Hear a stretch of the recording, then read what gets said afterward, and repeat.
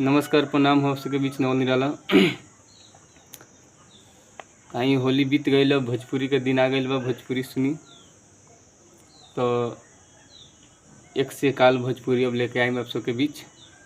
सुनम बताएम, थोड़ा हमारे camera fresh नहीं है। सुनम बताएम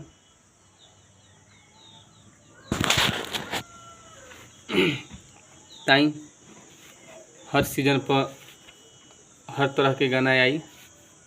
सुनम बताएम और कोशिश करम और अच्छा गाना लेके हम आगे के आप सबके बीच में ताई सुनावा तनी।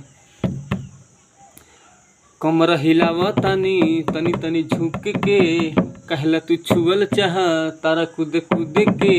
ए बाबू कमर हिलावा तनी